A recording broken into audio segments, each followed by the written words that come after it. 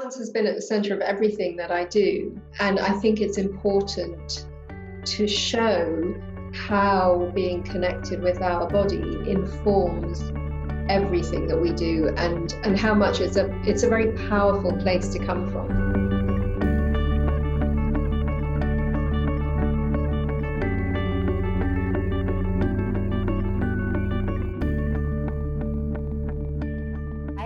This is Annalisa with Journey to the Goddess TV, where I regenerate ancient feminine wisdom for modern women.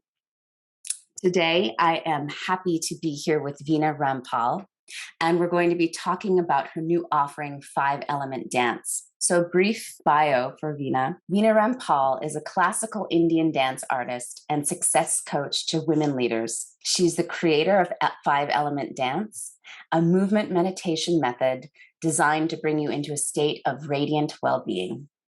Wow, thank you, Vena. Welcome. Thank you very much for having me. I am delighted to be here. Yes, I know. We've been talking about getting you on my show for quite some time, so I'm excited that you're finally here, that we figured out a time. The perfect time. Let's just dive right in. And with the big foundational question I'd like to frame our conversation with, and that is around the divine feminine. Can you tell me, what does the divine feminine and or goddess mean to you, and how that relates to feminine energy? So I'll start with the phrase divine feminine. I have a confession first, which is that it's not a phrase that I use very often. And it's a phrase that I sometimes feel really uncomfortable with. Yeah. At the same time, I think it's really important to look at that. So I was thinking about, what does the divine feminine stand for me, and what is that discomfort about? And I think one way to express it is to say that for me, the divine feminine is everything that we repress. Mm. I think it is everything that we just wish would go away, and that we find very confronting. And I think that goes for all people, irrespective of their gender. So I think that what we are seeing throughout history, and it feels like we're seeing it in a very, very sharp way at this time and in recent years, we're seeing that wound. And we're seeing the damage that happens when we repress emotions and body and our connection to nature and our innocence. That's what the divine feminine is for me. I think that's a really beautiful answer. In a way, it feels very, first of all, it feels very honoring of, like you said, all that we repress, but it also feels very boundless. It's not definable, really. The divine feminine can't be pinned down to one thing, because she is, this thing is so, it's just beyond definition. I appreciate that perspective. Thank you. I also think the question that always arises for me is, why do we label this in a gendered way? And this is a question that I've struggled with for years and years. And, when I was writing my PhD and working on gendered perspectives of the body in classical Indian dance, this is something that I looked at a lot. And I realized that there is a good reason for it. And the reason is that one of the elements that is repressed in our society at large is woman, and everything that woman is, and female bodies and female voices. So in terms of society and social terms, woman represents and embodies and lives all that is repressed. And I think that is why we call this the divine feminine as opposed to the divine masculine. Right. But I think the other piece that we must acknowledge and include is that divine feminine applies to everyone, irrespective of gender. Right. So, I mean, I've seen this over and over again in my work as a relationship coach, where I've worked a lot with men. I've seen how patriarchy damages men. And it is because their emotions are repressed. They are not supposed to express certain emotions. They are supposed to dissociate from the body and from pain. And it really damages them. So that's why, for me, it's just as important for men to revel in their own divine femininity as it is for women. So with the word goddess, I would answer that from the perspective of the Indian wisdom tradition. So when I'm thinking of goddess, I'm thinking of the Sanskrit word Devi. And Devi literally means a shining being, a shining feminine being. And so it's very different to a religious connotation of the word goddess. I know that that can be, you know, we have to kind of get our minds around that, but I think it's a really important point that what is labeled as Hinduism is not a religion. The term Hinduism, it was imported from a perspective of religions such as Christianity, Islam, Judaism. In other words, it was about finding a label to describe something that is quite different. But when we use the word Hinduism and people think of it as a religion, that's all about making it in comparison to or comparable to religions. And I'm bringing this up because I think it's actually really important to start to correct this. Within the Indian traditions, we are looking at how does the world work? How does the body work? How do things work? Essentially, we're investigating life. We're seeking to understand how things work. And that is why knowledge of any kind is so highly prized within the Indian practices. So in that context of exploring life, the word Devi refers to a shining being. It could be a shining energy form. It could be a musical instrument. So my name, Vena, is actually the name of a musical instrument, and musical instruments are worshipped as expressions of the divine. Do you see? So it's a very different way of looking at life and of understanding life. And so the word goddess, in the way that I understand it and use it, comes from that perspective. I love that because, first of all, it reflects the interconnectedness of all life. And because of the religions that you framed that conversation with, Christianity, Judaism, and Islam, in that worldview, God is outside of the world. The divine is not really inside the world, right? And so it's the complete opposite experience of divine, because then it's from the perspective you're describing, all around us and in us. Yes, exactly. And that's so much more empowering. It is extremely empowering because it means we have access to this right here. And I think that when you have that understanding, you go into life, you meet life in a very, very different way. Were you raised in that perspective then? I think I was raised with an awareness of many, many different world traditions. But I think that because I started dancing when I was very little, that actually is what's really created my understanding of the world and my worldview. I have a very visceral and embodied experience of life and the way that I look at life. And that's all because I started dancing when I was very little. And I was just devoted to the dance. It wasn't something I did because I was told to do it. It was something that I wanted to do. That impetus came from me. And it was just, without realizing it, that gave me this particular perspective. Yeah. So for me, dance is my wisdom tradition. Can you introduce this clip for us today? Sure. Lakshmi is the goddess of wealth, beauty, full expression. Everything that is good in life is Lakshmi. When I was moving to the words of this song, which describe Lakshmi, I was really sensing that state of deliciousness, of enjoying everything that is good in life. And it was improvised, so the movements just came, whatever movements came in that moment, responding to the words. And I chose the costume very carefully to reflect wealth and beauty and all that is good, all that is auspicious. That's the other thing in the Indian wisdom traditions. Wealth is honored as being auspicious because we know that we all want to lead a wealthy life in every way. So that is the essence of the Lakshmi clip.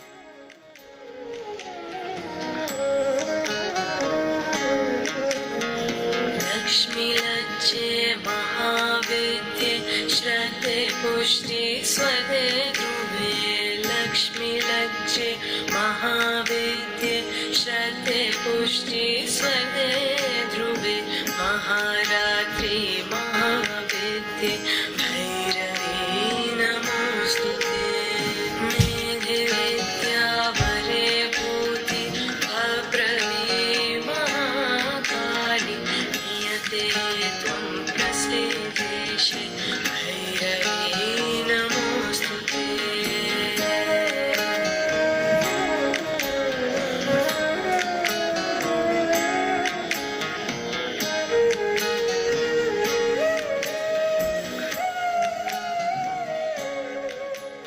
Very brief experience dancing Indian classical dance. I was very fortunate to do an intensive training in South India many years ago in Kathakali and Mohiniyattam and something called Kalari Payatu, which is, for me, beyond description almost. It is the hardest thing I've ever done in my life. Yeah. But this experience for me, I mean, kind of transcended artistic expression, like life in its most vibrant form moving through you with the expression of the dance moving through you. Indian classical dance, in my experience, completely recalibrated my understanding of my body, my understanding of how to be an artist, in that art separate from asceticism and art as a community expression, as it is like an expression of story, and also as an expression of, our spirituality, our belief, expression of divine. And getting back to what I actually wanted to say is that dance is a form of yoga. That is how I continue to feel about Indian classical dance the more I learn about it. Absolutely. And for me, dance is my fullest yoga, because with Indian classical dance, we work with the body, we work with the intellect and perception, we work with emotion, and we work with energy. So it's a very full spectrum expression, which is why you experienced it in the way that you did, because it is much more than learning a set of moves and performing them. It is way, way, way beyond entertainment. It is designed to be a transformative experience, both for the dancer and for the audience. And what is the name of the dance form that you grew up dancing? So I learned Bharatanatyam. Oh, okay. That's my base training, and I absolutely love it. Fantastic. Yeah. And can you just give a brief description of Bharatanatyam and what part of India that's danced in? Absolutely. So Bharatanatyam is a South Indian dance form, mainly from Tamil Nadu.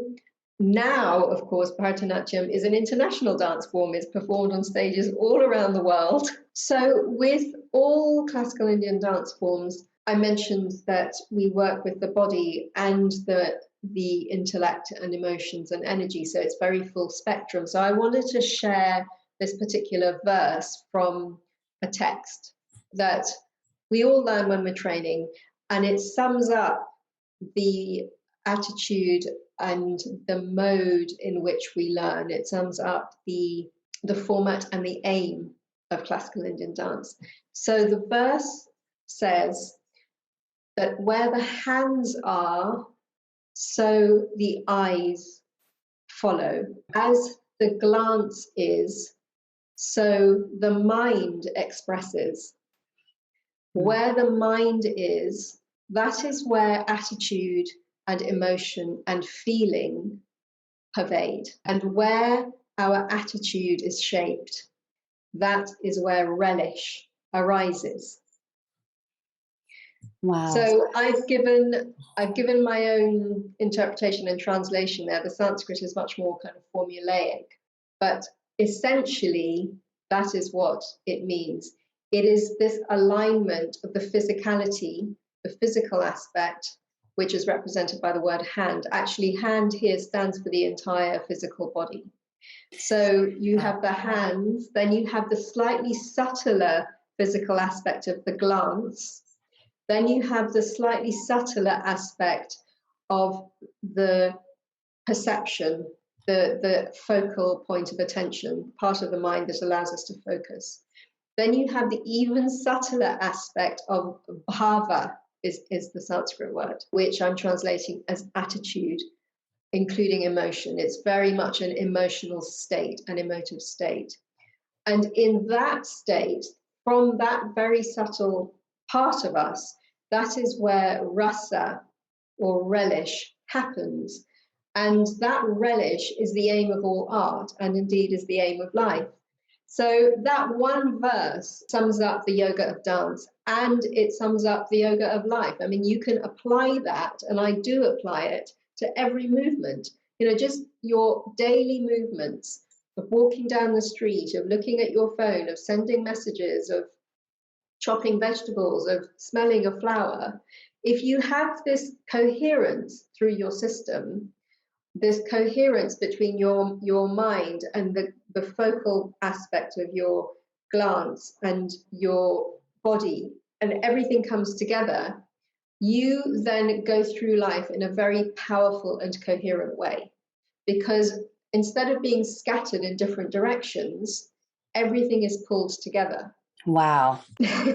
Wow. This way of being, this philosophy clearly is infused in your 5 elements dance that we'll be getting to later. But so many things came up for me there. I also, when you were describing that experience of relish, it reminds me of this famous Joseph Campbell quote. And so I'm going to badly paraphrase here, but he says that I think that people are looking to have an experience of the rapture of being alive.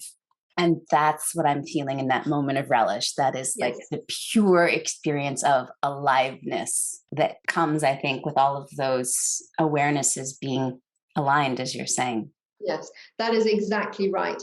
And it is a pure relish, a pure rapture of being alive. It is not about happiness as opposed to sadness. This is extremely important. It is the joy that has no opposite.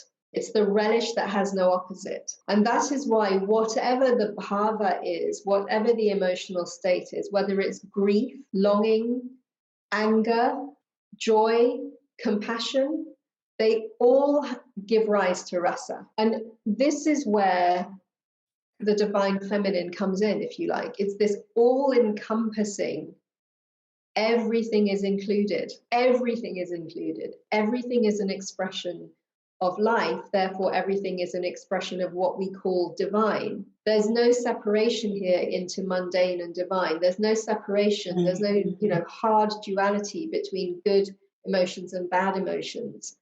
Yes, we experience them. Some of them we experience as pain, and some of them we experience as pleasure. And there's this whole spectrum. But underneath all of them is this potential to experience that relish that has no opposite. And I want to ask you a quick question about this idea of mind. And my understanding is that mind in the traditional sense, especially in ancient philosophies, mind is not about intellect, it's more meaning awareness. And I had one of my Indian dance teachers tell me once that that mind is traditionally located in the heart. Mm-hmm. Could you say more about that? Sure, yes. So this is a really important, great question, because we tend to use the word mind, I think sometimes just to mean the capacity for thought. And sometimes we use it in a more general way without necessarily being aware of the different parts of mind. So in different Indian wisdom traditions, the mind is actually segmented into different capacities. Mm. So you have the part of the mind that will just continue to have running thoughts. Right, that's one part. Then you have the intellect. Then you have memory. So different traditions will observe the mind and segment it in different ways. So remember I said earlier that what is called Hinduism is not actually a religion. This is a very good example of that. It's an investigation into how life works. In fact, it would be more accurate to call Hinduism a science, because what has happened over millennia and what continues to happen is that we are trained to observe and seek to understand. And particularly, we're seeking to understand how life works so that we can help ourselves move out of misery into a state of more contentment and joy and peace, because it's understood that the aim of every human being is the permanent cessation of suffering. That's it. And it's true. If you really think about it, whatever it is we're doing, if you look at the desire underneath it, what we're really seeking ultimately is to be in a constant state of, we could call it joy, we could call it pleasantness, we could call it ease, but essentially it's the cessation of suffering, and that's why it's described in that way.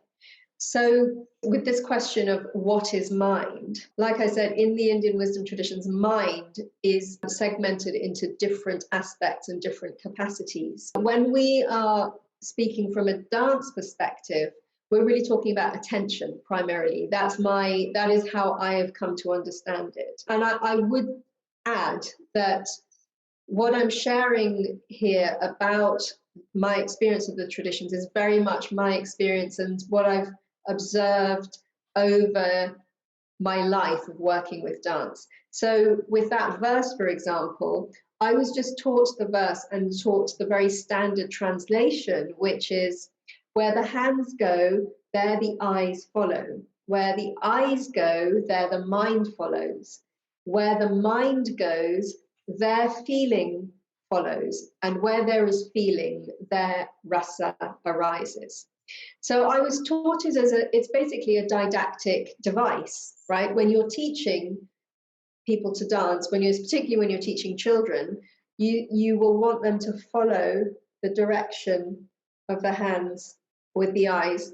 So you teach in that way, and you don't want them to be wandering, you don't want their mind to be wandering off. So you give that direction, you give that instruction, that where the eyes go, the mind follows. And so that's how you're taught dance.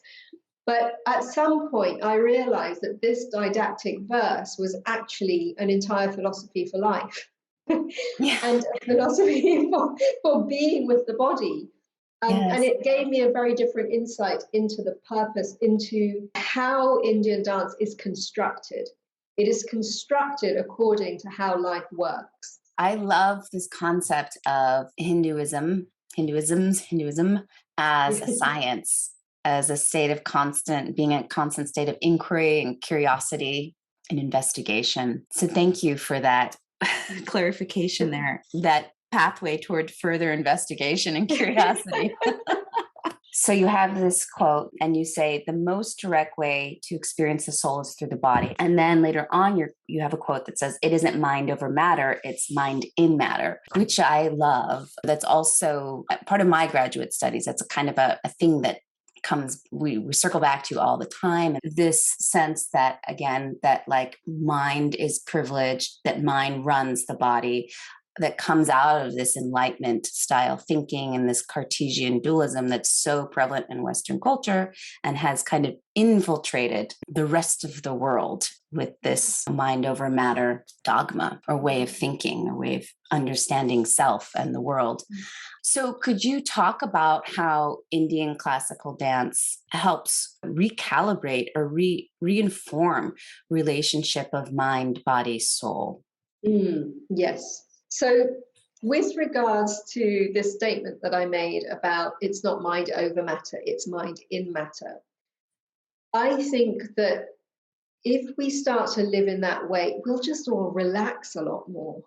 Separating the mind out and away from the body, this is a big part of this suppression that we were talking about earlier.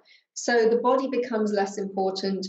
Thinking and analyzing, that analytical part of the mind and that kind of drivenness, when it becomes disconnected from the body, I think that's when it starts to spin out of control. And that's really what we're seeing in the world now. And that's what we're seeing with the education system, for example. Right. I mean, do you know what I mean? We all have to sit in rows, and we all have to take exams, and we all have to do these ridiculous things that seem to just cut us up into different parts.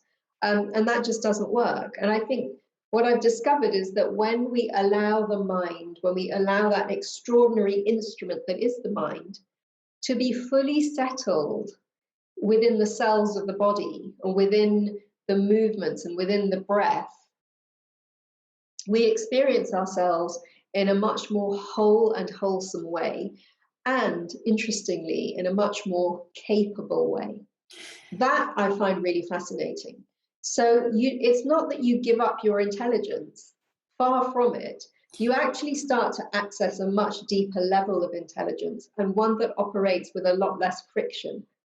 Oh, yes. It is really honoring the multiplicity of intelligences within this whole system. And this is why I love living systems theory, which I won't go into much, but I encourage people to check out this scientific theory that's much more aligned with the philosophies that you're talking about. Western science is starting to catch up. So let's circle back to how this way of seeing and living life has informed your work as a relationship and sex guru on UK TV. So every aspect of my work really comes out of my dance practice and experience. So within classical Indian dance, within the repertoire, we work a lot with expressing story and emotion. So there's a very, very sophisticated understanding of emotional state, of the human condition, and how we can express that through dance and movement.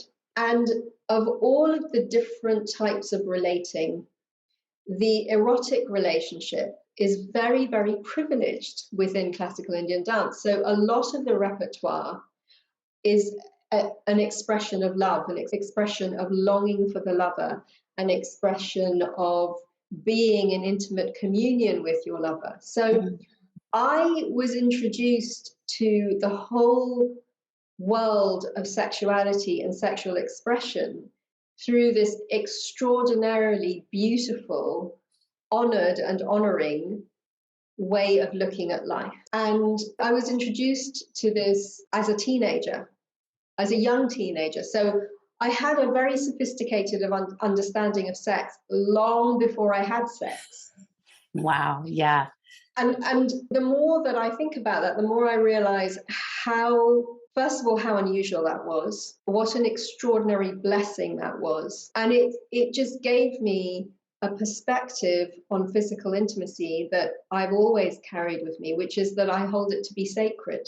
And I just want to clarify, I do not mean by that I hold it to be a moral thing that you should only do in marriage.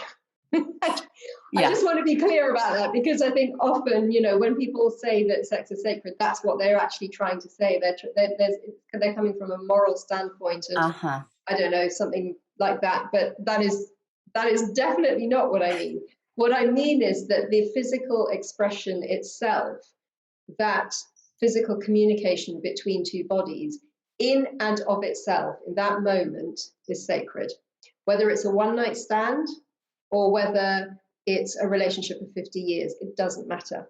The act itself, the experience itself, the opening of your energy, experience, and body with another, that is just extraordinarily beautiful and therefore sacred to me. So in terms of my work as a relationship coach and the TV work, I have been able to bring that understanding and approach into the conversations that I have about physical intimacy. And I think that's something that I've had reflected back to me a lot by journalists and others, which is that there's a sophistication and an ease with which I talk about sex that puts other people at ease. Yes. I can feel that now, even in our brief conversation. There's no constriction. It's just very flowing. Exactly. And that's another expression of the divine feminine, because this is another area of life that we suppress and we squash and we don't talk about. And look how many problems that causes. Yes, that's right. Exactly. That brings me back to this concept that I keep returning to. I saw you talk about it in one of your posts. And that is that balance between flow and structure. Mm. And this is something that I actually came to understand in my suffering, of, third week of intensive training in Kalari Payatu.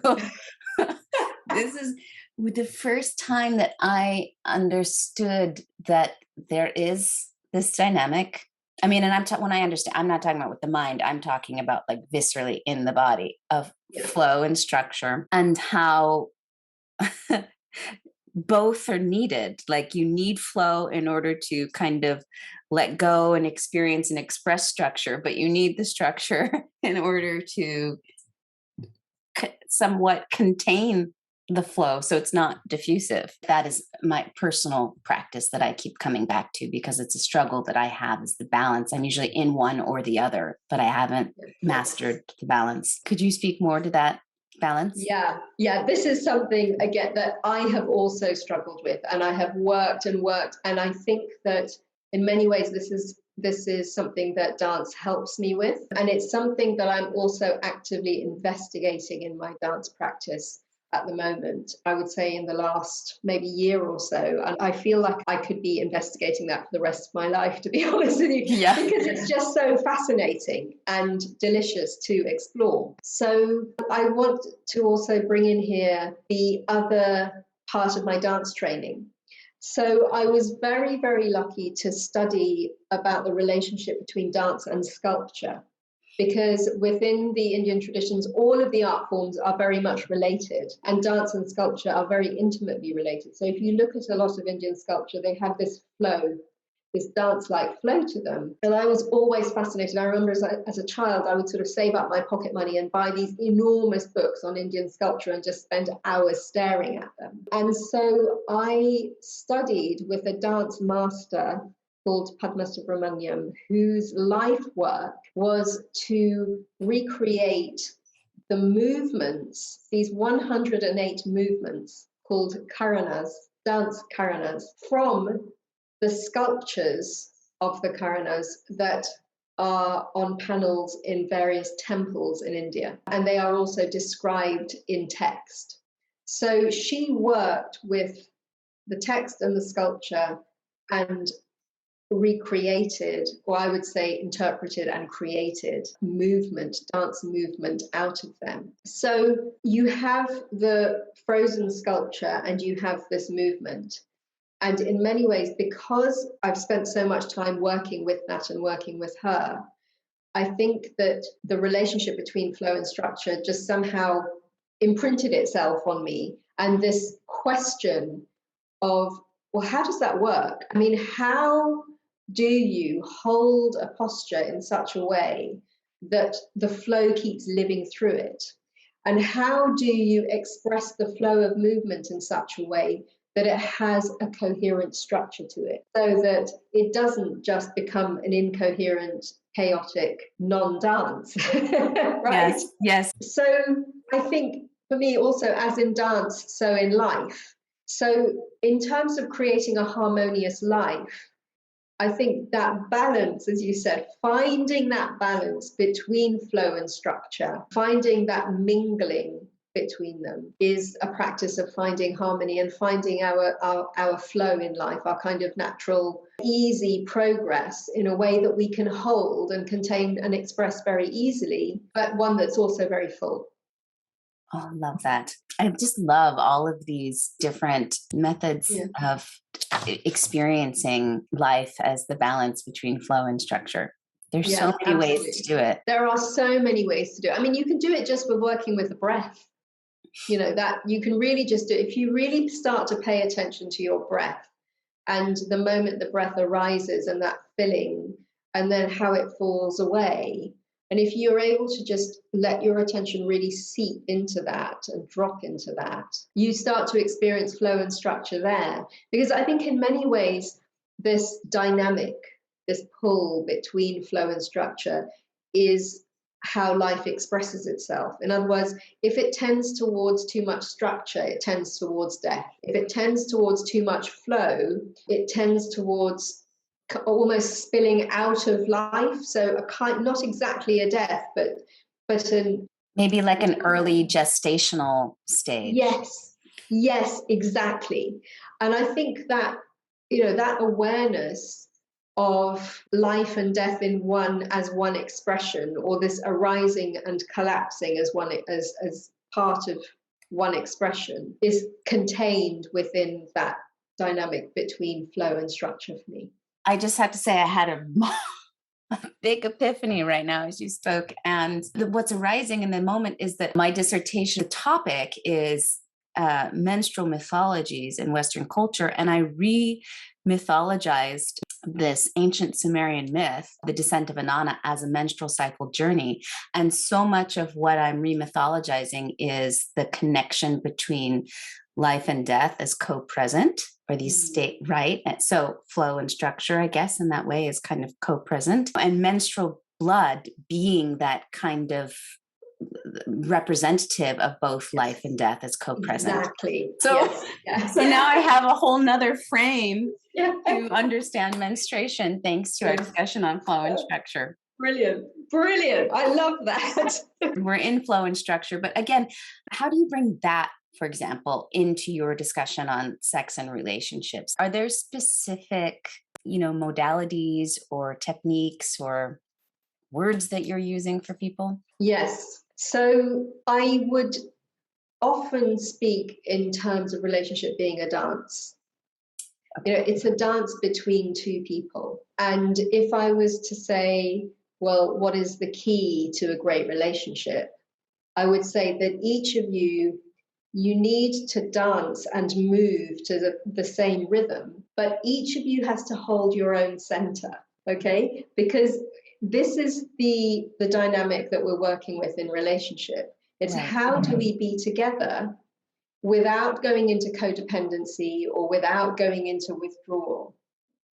And this really is about flow and structure, isn't it? Yes. When does the structure become too rigid, or when is there just no structure and you kind of merge into one and you start to lose yourself? Well, the answer to that is that when you think of it as moving to the same rhythm as each other, but you hold your own center. If one of you leans too much on the other and you give up your center, that puts pressure on the other person. And the one who's doing the leaning loses their power, loses their center, loses their ability to take responsibility, their ability to communicate clearly, their ability to be an adult. Do you see? So all of these issues that come up in relationship, I will often use a dance metaphor analogy to work with. And the great thing about using dance metaphor and dance analogy is that whether or not people are trained dancers, they can feel it in their body. And if I get a couple to stand up and even like take up a waltz position, they can start to feel it in their body. They start to get, oh yeah, okay, yes, that's what it feels like if I've lost my center. This is what it feels like if I keep my center. And the really interesting thing is that the state in which we hold our body, the way that we comport the body, has a direct impact on how we express in the world. If a couple is having issues with keeping their center and holding that kind of harmony, if I give them an exercise to face each other, sit opposite each other and face each other, and practice moving a little bit backwards and forwards so they feel their center, that will actually completely change the way that they are relating to each other in that moment. So it's an exercise that they can then come back to whenever they're having an argument and they realize, okay, we need to come back, or they're feeling, disconnected and they realize and they feel that we need to come back.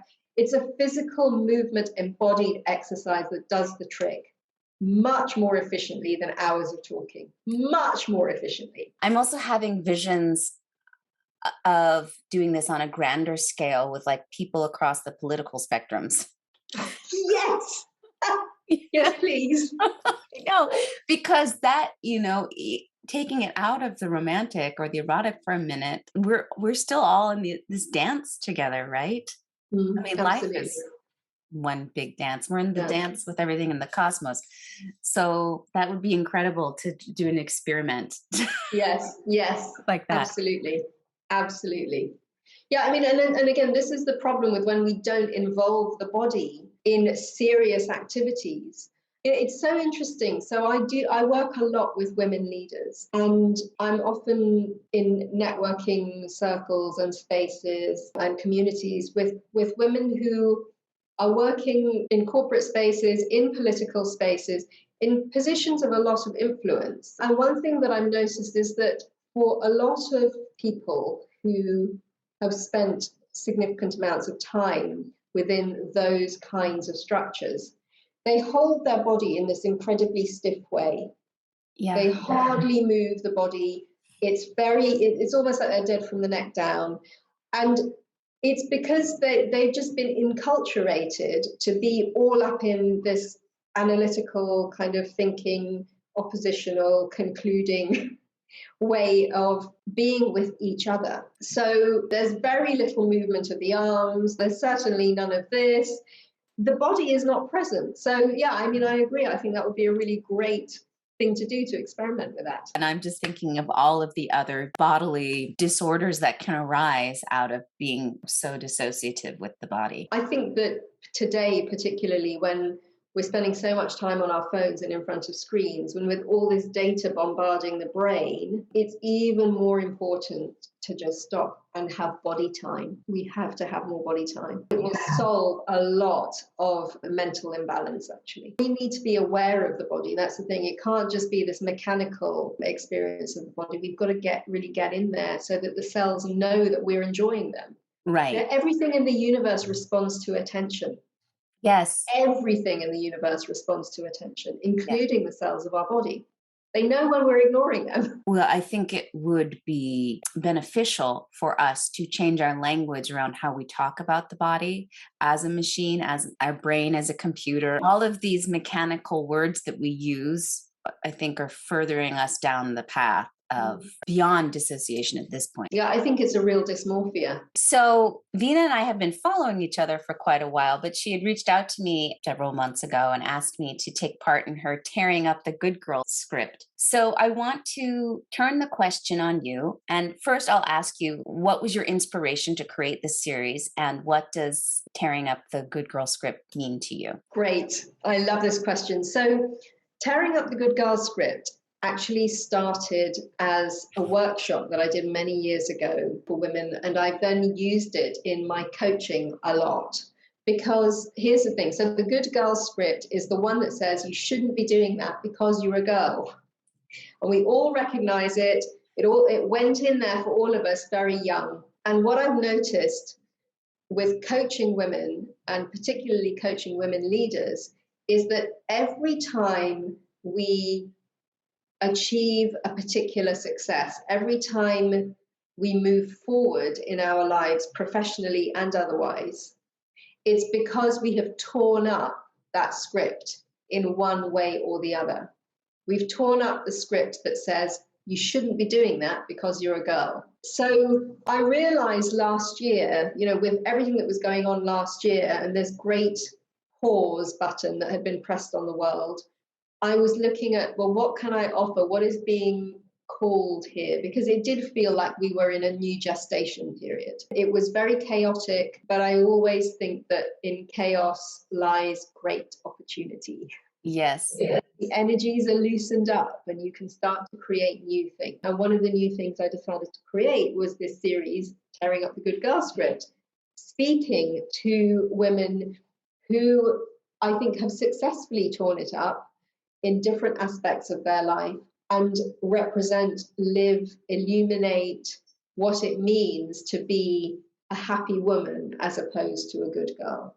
Right? So we tear up the Good Girl script and we write the happy woman script, the fulfilled woman script. And one theme that has come up in the different interviews and also in my work coaching people to tear up the Good Girl script, one theme that has come up in the series of interviews is that one way in which the Good Girl script gets imprinted on us is by making us question our bodies. So it can be anything from don't run like that, or oh, you're a girl, you should sit with your legs together. Things like that that get fed into us by well-meaning adults at different times, they actually start to create a real break with our trust that we have in the body. And as children, we have a very natural trust in the body.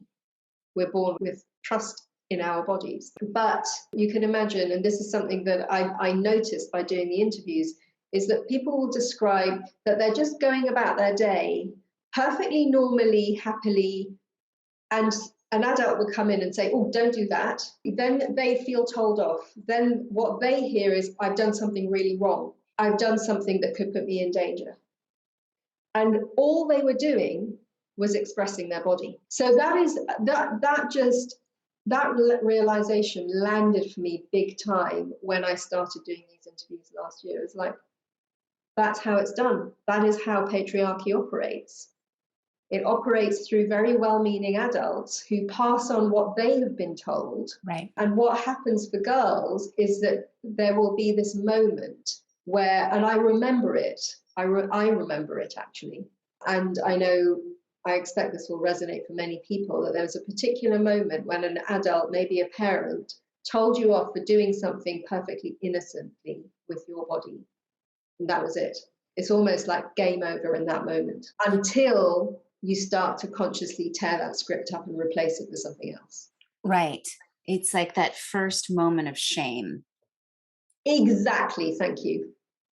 Which just goes so deep. It's so detrimental to the soul, to the psyche, to the body. Yeah. I don't even want to say the body. I'm going to say my body, your body, our body. Mm. Because even sometimes I feel like when I say the body, there's like, it's almost dissociative for me when I say that. Mm-hmm. I'm separating myself from. Yes. So that's part of, for me, reclaiming my body, is to talk about it in the possessive sense. Yes. Yeah, that's really powerful. I can also say from personal experience, having that conversation with you, thinking about the questions was in itself a healing act. Just being able to recall and then talk about, and then kind of come out the other side feeling empowered. And so thank you for inviting me and for seeing that in me. It was absolute pleasure. Thank you for coming on and sharing your experience with so many others, because that's the other thing I realize, is that these stories resonate around the world with women. And the more we share, the more we are able to recognize, oh, it's not just me, I'm not alone. That's why I'm having this experience, or that's why I have felt this way. It's nothing to do with me individually or personally. I'm not alone in this. It's part of the patriarchal story. And that is profoundly liberating. Yes. The last thing I want to say is, when you were talking about the difference between being a good girl and a happy woman, I want to bring back something that you had said earlier, that being in the flow, the rapture of life, is not necessarily about happiness the way that we think about happiness, but it's experiencing the fullest spectrum. So happiness in that sense, I think, is what you meant, is the fullest spectrum of life. Absolutely. It is that ability to be full with everything and be fully present to everything and fully empowered. Yes. I feel like this is a great segue for you to tell us more about 5-element dance. Thank you. It's the culmination of and the essence of the work that I've been doing over decades. So it's my method. It's my methodology. Your opus magnum, maybe. Yeah. Yes. Yeah. Okay. I feel very privileged to be offering 5-element dance into the world. I'm launching it at the moment, and it is a movement meditation method that enables us to take ourselves apart at a very subtle level and then put ourselves back together again in a renewed and refreshed way. So I've brought together, I'm drawing on two very particular aspects of the Indian wisdom traditions. The first is the Karana movements, so the dance movements that I mentioned earlier, which are exquisite flows of movement. That's how I experience them. They are like codes for exquisite movement expression. So that is the movement part of five element dance. And then the five element piece is the five universal elements in the Indian wisdom traditions, which are earth, water, fire, air, and akasha, which is very hard to translate, but essentially it's sometimes translated as ether, but it's the subtlest of the five elements. It is that web on which all of the elements play, right? It's the thing that holds everything in place, holds everything together. So these five elements, or they're called tattvas. So a tattva is a component of reality.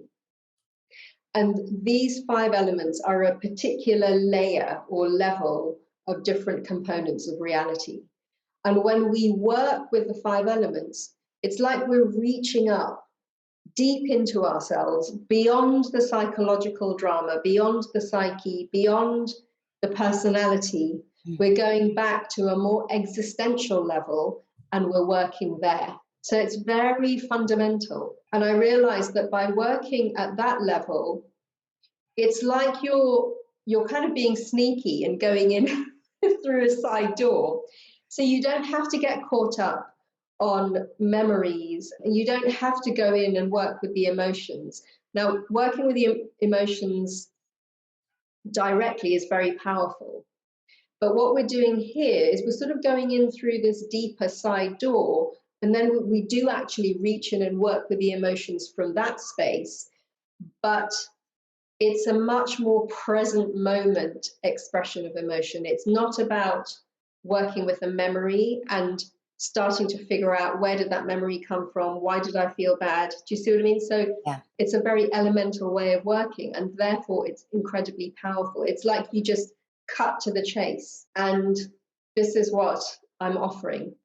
I have already run one set of classes working with the five elements, and the experience of the students was pretty profound. So I honestly feel like I am just the vessel for this. I feel like I have found this, or discovered, or been given this seed within this enormous, endless forest of the tradition. And it is so rich and so powerful, and I'm just able to share it. So I feel very, very honored. Yeah, that sounds really powerful. And like you had said earlier, like kind of the culmination of all of your work has led you to this point. So five element dance will be offered online. Yes. So at the moment, I've got two sets of classes happening in November. They will both be online, and I will have both of the links up in my Instagram page and my other social media. Great. Yes. And I will also provide them in the YouTube text box once all of that becomes available. Great. As well. And are the classes open to anybody? Everybody. Everybody. Okay. Yes, absolutely. So whether or not you've danced before, it doesn't matter. This is absolutely open to everybody. Great. And men and women? Definitely. Okay, yes. Great. As we're coming to a close here, is there any wisdom from the Indian wisdom's tradition that you would like to share, or that you've discovered from your own life experience? Sure. Yes.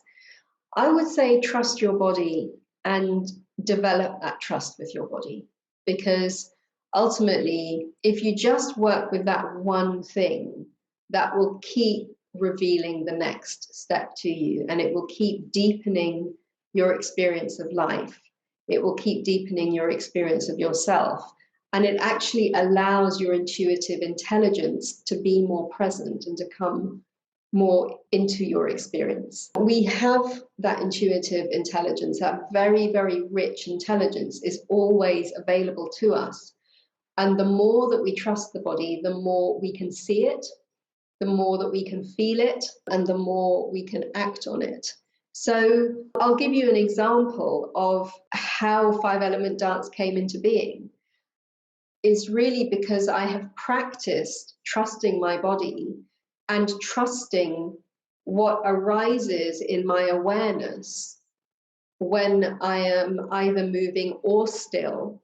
But when I'm with my body in a particular way, in a very coherent way, I know that I can trust the awarenesses, the wisdom, the instructions, the words, the feelings, the sensations. I can absolutely trust whatever comes up in that moment. So I was wanting to find a vehicle to create structure for this flow of my work, you know, that has been flowing and flowing and flowing for decades. I'm 47 now. And I feel like I've been very blessed to have continual flow of work coming through, tearing up the good girl script, working with relationships and intimacy, creating work as a dancer.